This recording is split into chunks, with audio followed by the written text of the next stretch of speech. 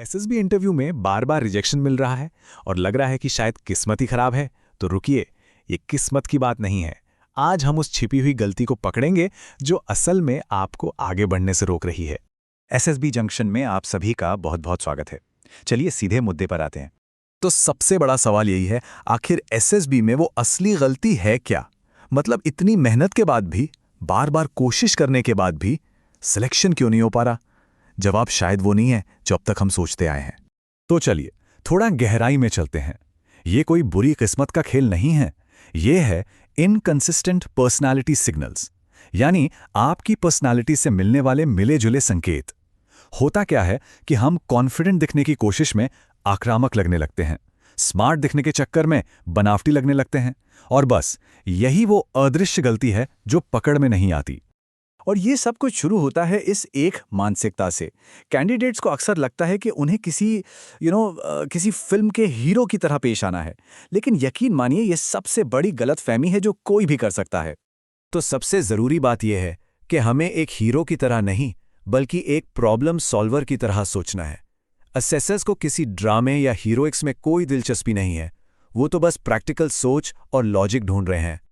अच्छा, ये स्लाइड देखिए, ये फर्क को बिल्कुल साफ कर देगी।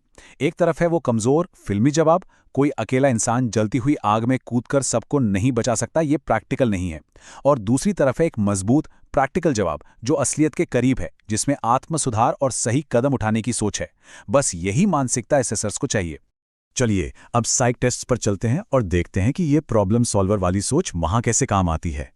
एक बात हमेशा याद रखनी है, ये टेस्ट आपकी नॉलेज चेक करने के लिए नहीं है, ये आपकी असली सोच, आपके थॉट प्रोसेस को बाहर निकालने के लिए डिजाइन किए गए हैं। वाट में सबसे आम गलती जो होती है वो है रटे रटाए कोट्स और मोटिवेशनल लाइंस का इस्तेमाल करना।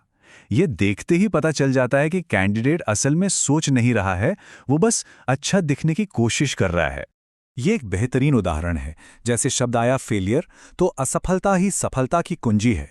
ये कहना एक बहुत ही घिसा-पिटा जवाब है, लेकिन अगर कहा जाए गलतियों की समीक्षा करने से उन्हें दोहराने से बचने में मदद मिलती है, तो ये आपकी एक्शन लेने वाली और सीखने की मानसिकता को दिखाता है। बहुत छोटा सा फर्क है, लेकिन बहुत जरूरी है। अब बात करते हैं एसआरटी की। यहां सबसे बड़ी गलती है अधूरी सोच। मतलब ये तो बता दिया कि क्या करेंगे, लेकिन ये नहीं बताया कि कैसे करेंगे, और बस वहीं पर पूरा खेल बिगड़ जाता है। और ये स्लाइड देखिए, ये इसे बहुत अच्छे से समझाती है।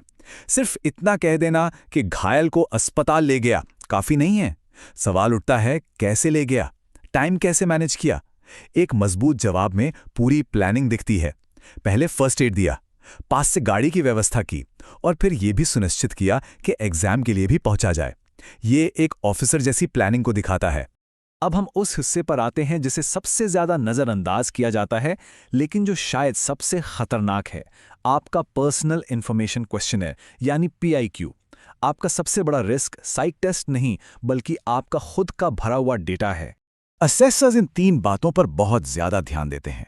क्या आपके शौक और आपका ज्ञान आपस में मेल खाते हैं? क्या आपने सच में कोई जिम्मेदारी निभाई है जिसमें मुश्किलें आई हों?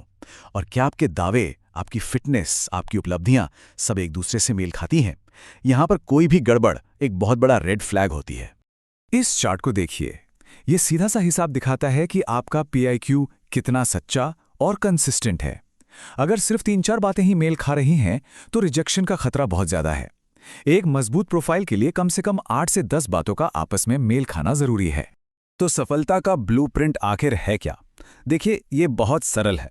दूसरों को इंप्रेस करने की कोशिश बंद करनी होगी और एक ऑफिसर की तरह सोचना शुरू करना होगा।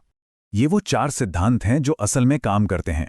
पहला, कंसिस्टेंसी, यानी आपकी पूरी कहानी एक जैसी होनी चाहिए। दूसरा, रियलिस्टिक थिंकिंग, ड्रामा को भूलकर लॉजिक पर ध्यान देना है।